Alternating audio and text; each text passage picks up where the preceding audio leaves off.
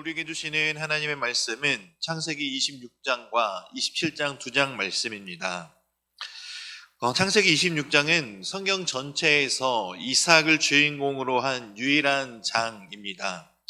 이 장에서 이삭의 연약한 믿음을 우리가 볼 수가 있습니다.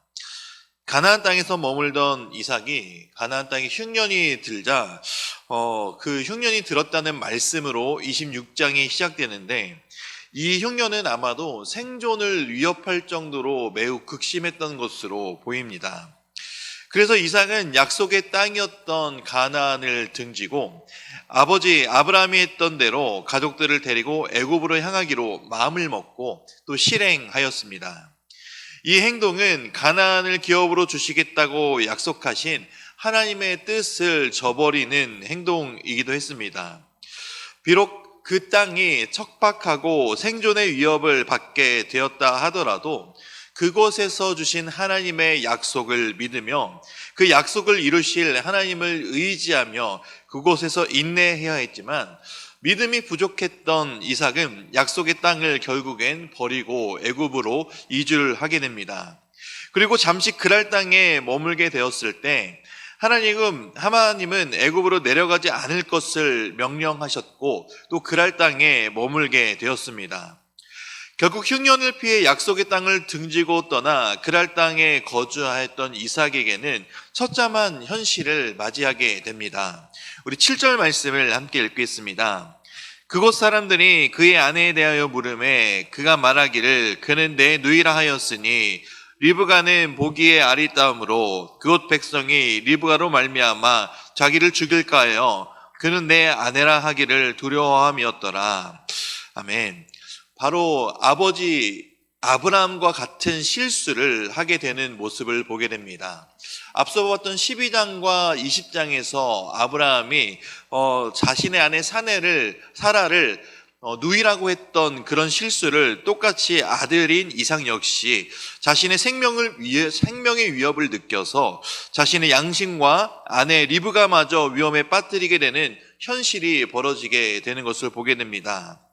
살아계신 하나님을 의지하지 못하고 당장 눈앞에 보이는 현실의 문제를 해결하기 위해 떠난 길이 오히려 더 험난한 길이 되었고, 그리고 하나님의 언약하심을 믿지 못한 결과로 인간이 두려워하는 나약한 신앙의 산물로 아버지인 아브라함이 했던 실수를 아들 역시 똑같이 저지르게 되는 모습을 볼 수가 있습니다. 그러나 인간의 나약함에도 불구하고 하나님은 그분의 약속을 성실하게 이행하시는 모습을 또한 볼 수가 있습니다. 가뭄으로 약속의 땅을 버리고 애굽으로 떠나기로 했던 이삭이었지만 하나님은 가나안 땅에서 떠나지 말 것을 명령하십니다. 이에 블레셋인 그랄 땅에 거주하며 농사를 짓기 시작했고, 그 결과 주위가 다 놀랄 만큼 풍성한 소출을 얻게 된 것입니다. 이 풍성한 소출을 얻을 수 있었던 것은 이삭이 농업에 대한 특별한 지혜와 지식이 뛰어나서가 아닙니다. 바로 복을 주신 하나님의 은혜 때문에 가능했던 일입니다. 그가 만약 잠깐의 흉년을 버티고 가나안 땅에서 하나님의 은혜를 누렸다면 아무런 문제가 생기지 않았겠었지만, 그랄 땅에서는 이삭의 번영과 잘됨을 시기하는 사람들이 많았다라는 것입니다. 그 결과 당시 생명의 줄기라고 볼 수 있는 우물을 그 주변의 사람들이 강제로 매립하게 되는 횡포를 당하게 됩니다. 당시 물이 귀한 팔레스타인 지역에서 이 같은 행동은 일종의 선전포고이자 묵시적인 추방 명령이었습니다. 이런 횡포에 이삭은 싸움 대신 평화를 선택하며 거듭되는 우물 탈취에도 대항하지 않고 자신의 거처를 꾸준히 찾아 나섰습니다. 이것은 이삭이 비굴해서도 아니고 힘이 없어서도 아니었습니다. 그간의 일들을 통한 믿음의 성장으로 볼 수가 있습니다. 그는 날이 갈수록 하나님을 더욱 신뢰하는 방법을 알게 되었고, 하나님께서 자신과 함께 하시며 선한 길로 인도하실 것이라는 점을 확신하기 시작했기 때문에 힘이 아닌 평화적인 방법을 선택한 것입니다. 이러한 방법의 결과는 28절의 말씀과 같이 나옵니다. 우리 28절 말씀을 함께 읽겠습니다. 그들이 이르되 여호와께서 너와 함께 계심을 우리가 분명히 보았으므로 우리의 사이 곧 우리와 너 사이에 맹세하여 너와 계약을 맺으리라 말하였노라. 아멘. 이삭을 핍박하던 무리가 결국 이삭에게 평화 조약을 먼저 제의해 오므로 이 평화적으로 결론이 나는 것을 보게 됩니다. 이것은 싸움이 능사가 아님을, 그리고 확실한 신앙의 승리는 사랑과 평화의 힘인 것을 보여주는 것이기도 합니다.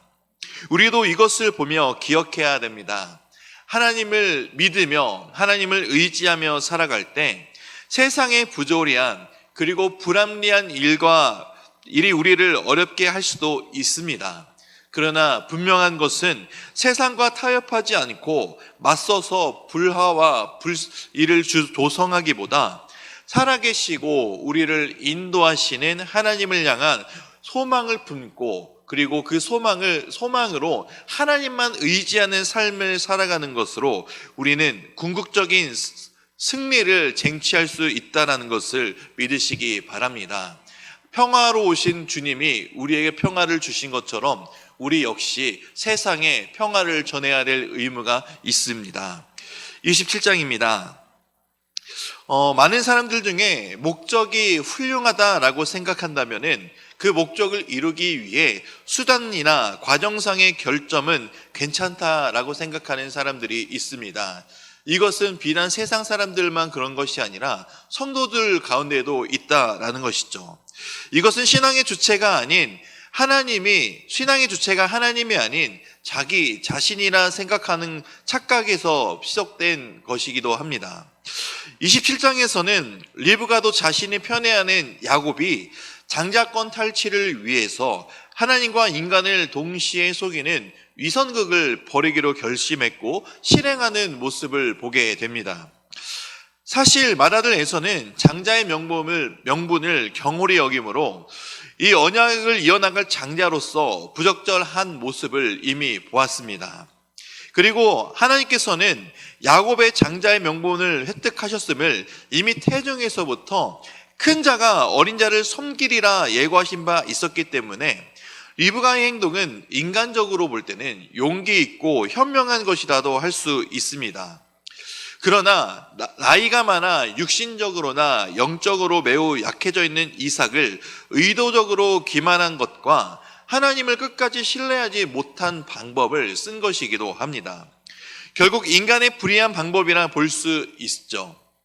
그 결과 야곱마저도 목적 달성을 위해 하나님의 이름을 함부로 사용하며 하나님이 순적하게 사냥할 수 있게 해주셨다라고 하며 하나님의 이름을 함부로 사용하는 범죄를 저지르게 되는 모습 또한 보게 됩니다. 그러나 그 결과로 야곱은 이삭으로부터 축복을 받게 되었고 에서는 복을 받지 못하게 되는 것을 보게 됩니다. 결국 그 전에도 우애가 깊지 못했던 형제의 우애가 오히려 더 깊어져서 원수지간의 사이까지 되어 버립니다. 결국에 야곱을 향한 에서의 마음은 미움과 오직 복수와 증오밖에 남지 않게 된다라는 것을 보게 되는 것이죠.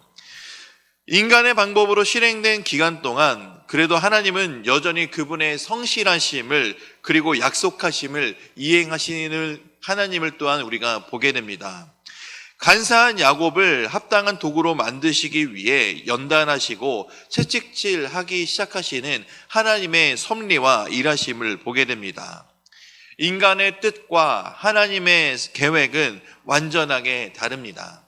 하나님의 계획은 지혜와 지식의 풍부함은 그 어떤 것도 따라갈 수 없다라는 사실을 우리는 늘 기억해야 합니다. 내가 할 수 있는 것 같은 일이라도 우리는 그것을 내 힘으로 하기보다 우리에게 힘을 주시고 순적하게 인도하시는 하나님을 바라보고 의지해야 합니다. 그것이 바로 성도가 이 세상을 살아나가는 힘 그리고 방법임을 믿으시기 바랍니다. 하나님은 인간의 계획보다 인간의 뛰어남보다 더 확실하고 좋은 길로 인도해 주시는 하나님이시기 때문입니다. 그 하나님을 우리가 믿으며 살아가야 합니다. 이제 말씀을 듣겠습니다. 창세기 26장과 27장의 말씀을 경청하실 때 살아계신 하나님의 음성을 들으시기 바랍니다. 주의 말씀은 내 발의 등이요 내 길의 빛이니이다. 아멘.